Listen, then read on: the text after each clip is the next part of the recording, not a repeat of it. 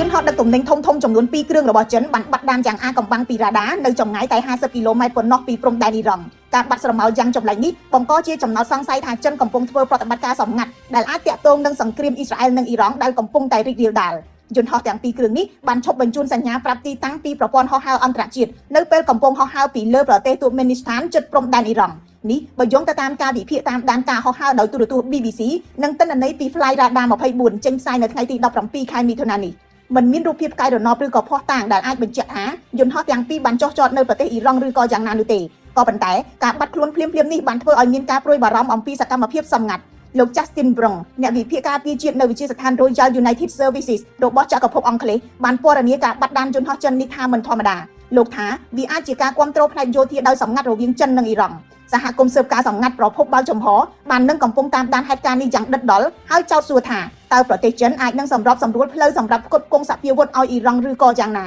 មកដល់ពេលនេះទាំងទីក្រុងប៉េកាំងនិងទីក្រុងតេហេរ៉ង់មិនបានបញ្ចេញសេចក្តីថ្លែងការណ៍ណាមួយទាក់ទងទៅនឹងការបាត់ដានយន្តហោះនេះទេដូច្នេះគ្មានភស្តុតាងផ្លូវការដែលបញ្ជាក់ពីការភ្ជាប់ជើងហោះហើរនេះទៅនឹងការផ្ទេរសព្វាវុធឬក៏ជំនួយយោធាពីចិនទៅអ៊ីរ៉ង់ឡើយគួរសម្គាល់ថាចិននិងអ៊ីរ៉ង់រក្សាទំនាក់ទំនងជាយុទ្ធសាស្ត្រជ្រោកក្រោមកិច្ចព្រមព្រៀងសហប្រតិបត្តិការរយៈពេល25ឆ្នាំដែលចុះហត្ថលេខានៅឆ្នាំ2021ក្រោមកិច្ចព្រមព្រៀងនេះចិនសន្យាវិនិយោគជាង$400,000 លាននៅក្នុងវិស័យថាមពលហេដ្ឋារចនាសម្ព័ន្ធធនាគារនិងទូរគមនាគមន៍របស់ប្រទេសអ៊ីរ៉ង់ជាថ្នូរវិញអ៊ីរ៉ង់នឹងផ្គត់ផ្គង់ប្រេងឲ្យចិនដោយផ្ដល់តម្លៃពិសេសធៀបជាដៃគូនេះក៏ត្រូវបានគេជឿដែរថារួមបញ្ចូលនៅកិច្ចសហប្រតិបត្តិការយោធានិងចរកម្មបើទោះបីជាព័ត៌មានលម្អិតមិនទាន់មានក៏ដោយនេះបើយោងទៅតាម Brookings Institute ខណៈដែលការប្រយុទ្ធគ្នារវាងអ៊ីស្រាអែលនិងអ៊ីរ៉ង់បានឈានចូលដល់ថ្ងៃទី6សហរដ្ឋអាមេរិកបានបញ្ចេញយន្តហោះយោធាចំនួន30គ្រឿងយ៉ាងស្ងៀមស្ងាត់ដែលភាគច្រើនជាយន្តហោះដឹកប្រេងប្រភេទ KC-135 ពីមូលដ្ឋាននៅសហរដ្ឋអាមេរិកឆ្ពោះទៅកាន់អឺរ៉ុបនេះបើយោងទៅតាមទិន្នន័យហោះហើរដែល BBC ទទួលបានសកម្មភាពនេះត្រូវអ្នកជំនាញពីពណ៌នាថាខុសប្លែកពីធម្មតាដែលបង្ហាញពីការរៀបចំសម្រាប់ប្រតិបត្តិការផ្លូវអាកាសទ្រង់ទ្រាយធំដែលអាចកើតឡើងក៏ប៉ុន្តែមន្ទីរបញ្ចកោណអាមេរិកមិនទាន់បានបញ្ជាក់នៅឡើយថាតើការបញ្ចេញយន្តហោះទាំងនេះមានជាប់ទាក់ទងទៅនឹងវិបត្តិអ៊ីរ៉ង់និងអ៊ីស្រាអែលឬក៏យ៉ាងណាយន្តហោះសម្រាប់ចាក់ប្រេងទាំងនេះត្រូវបានប្រទះឃើញនៅកោះស៊ីស៊ីលីនៃមហាសមុទ្រមេឌីទែរ៉ាណេនិងកោះក្រេតនៃប្រទេសក្រិកយន្តហោះទាំងនេះគឺសម្រាប់គ្រប់គ្រងទៅដល់ប្រតិបត្តិការហោះហើររបស់យន្តហោះចម្បាំងប្រភេទ F-16,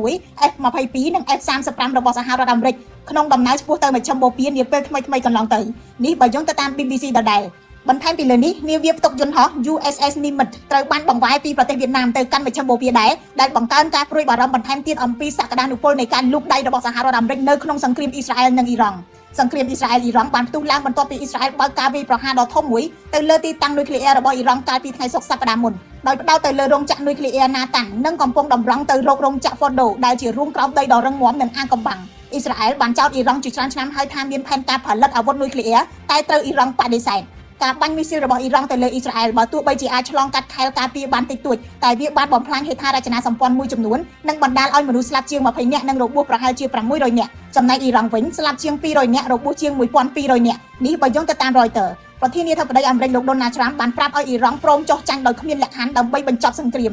ចំណែកអនុប្រធានាធិបតីរបស់លោក Trump គឺលោក JD Vance បានស្នើឲ្យមានការចូលរួមរបស់អាមេរិកប្រសិនបើអ៊ីរ៉ង់មិនព្រមបញ្ឈប់មហិច្ឆតានុយក្លេអ៊ែររបស់ខ្លួនអាមេរិកធ្លាប់បានឈ្លានពានអ៊ីរ៉ាក់កាលពីឆ្នាំ2003ដោយសារតែកម្មវិធីនុយក្លេអ៊ែរដូចគ្នានឹងអ៊ីរ៉ង់ពេលនេះដែរឯក្រោយពីការដួលរលំរបបសាដាមហ៊ូសេនមិនមានអាវុធឬក៏កម្មវិធីនុយក្លេអ៊ែរត្រូវបានរកឃើញនោះទេខ្ញុំរស់សុធាពី News Today NTTV